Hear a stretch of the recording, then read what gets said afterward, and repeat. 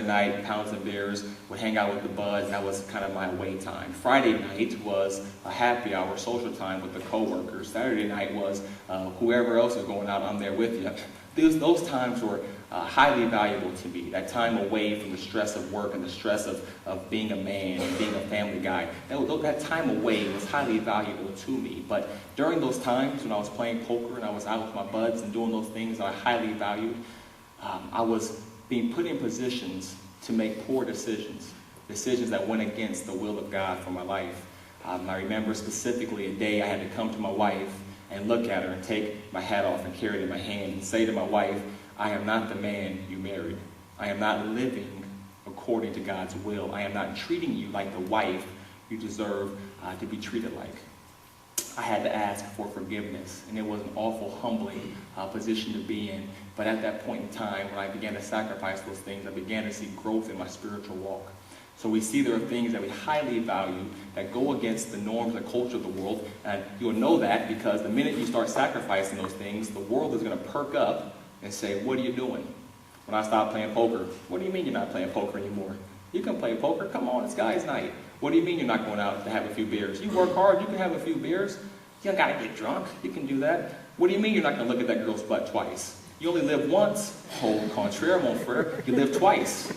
And so you begin to see the world perk up. And they did the same thing in the text as Mary pours out this fragrance, this perfume for Jesus. The disciples, who really is identified as Judas, says, why this waste? Why would you waste this? You could have sold it and given it to the poor. Why this waste of your time? Why the waste of your service and your energy? You can do anything else with it except give it to God. That's what the world says. And when you start making those sacrifices and the world starts rearing its ugly head at you, that's when you know you're making the appropriate sacrifices for Christ. All right. I can bring it back a little bit, reel her in. The third and final point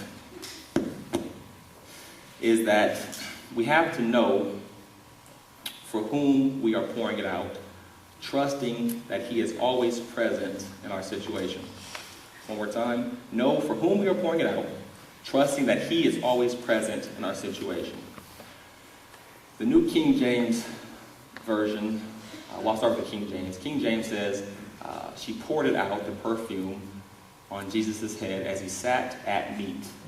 The New King James Version says she poured it out as He sat at the table. The NIV says she poured it out as He was reclining at the table. I like the NIV translation because I think it more accurately depicts the common position while eating at the table, and it paints a picture that I can relate to, this reclining part. See, the way they used to eat is they would lay down on their side, they would lean on their elbow, and they would eat from the table that way. The reclining part I can relate to because after a big meal, say Thanksgiving or Christmas, I find myself at the table, I find myself reclining, I find myself relaxing, I'm in a relaxed position. The only thing I'm trying to do at that point is not pass gas. So I got that look on your face, you know that. It's kind of that worried look. You don't know how it's going to go. Hey, now that I told you what it looks like, you'll see it today. You'll be out here talking to somebody. Let them go. They got to get somewhere. So let them be.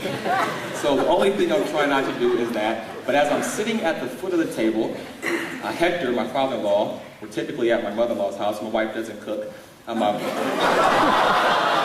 True story. Amen. So Hector's at the head of the table.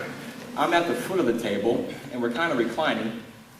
My kids are off in the other room, and from my position, my vantage point, I can see through the kitchen, I can see into the living room where the toy box is at, and sometimes I see my kids playing with toys, doing crafts, getting stuck in some less than ideal situations, and they call for me. Daddy, come here. Come look at this. Come help. Now, I told you I'm only trying to do one thing, so I'm sitting down relaxed. Sometimes I get up and go see right away. Other times, I sit back and try to watch to see what they're going to do in this less than ideal situation.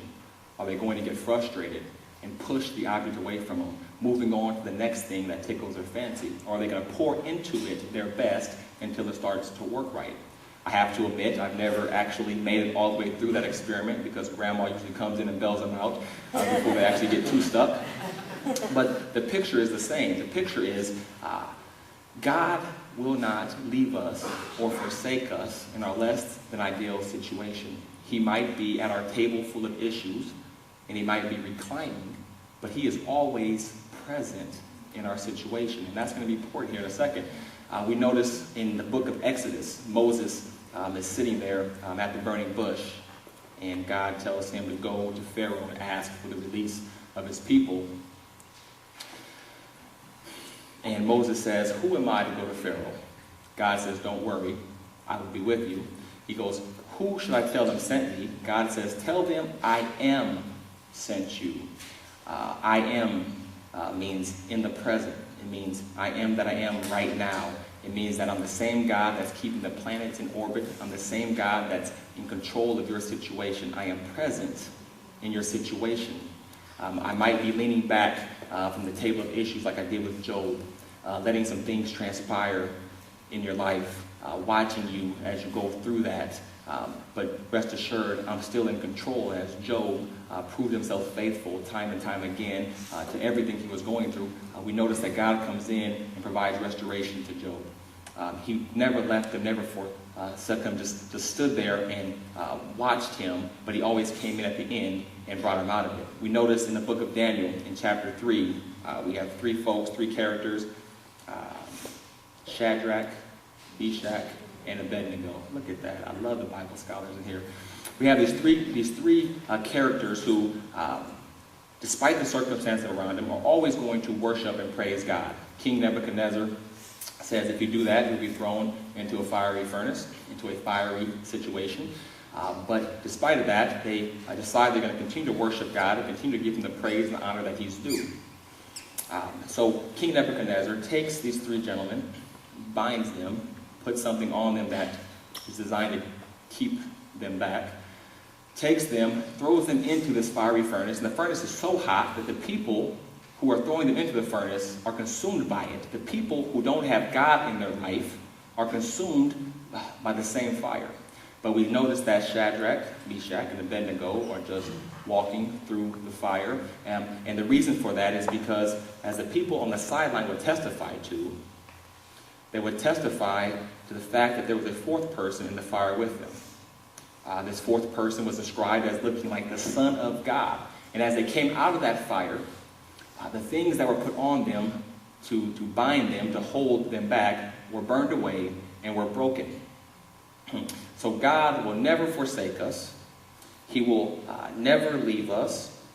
No matter what is happening, he's always present. But we can't rush God into our situation. Just like my kids can't rush me to get out from the table and come in and help them until I'm ready. We can't rush God.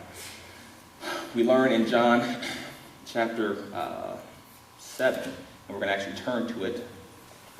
So we're going to go to John chapter 7, verses 3. We'll learn something about God and in our situation, and we'll tie this all together. Watch a little video, take communion, call it a day. I'll read it. Reading from the NIV again. Jesus' brothers said to him, "You ought to leave here and go to Judea, so that your disciples may see the miracles you do. No one who wants to become a public figure acts in secret. Since you are doing these things, show yourself to the world." For even his own brothers did not believe in him. Therefore Jesus told them, "The right time for me has not yet come. For you, any time is right. The world cannot hate you, but it hates me, because I testify that what it does is evil. You go to the feast. I am not yet going up to this feast, because for me, the right time has not yet come." Having said this, he stayed in Galilee and sent, paraphrasing, his brothers on their merry way. But the thing that I like about this, the part to me that jumps out to me, is verse 10. Verse 10 says, "However, after his brothers had left for the feast, he went also, not publicly, but in secret." So the question isn't, why has God left me, abandoned me in this situation? Why am I going through this situation? Why is he reclining at the table of my issues? Why is he seemingly inactive in my situation. The question is, how is he going to find you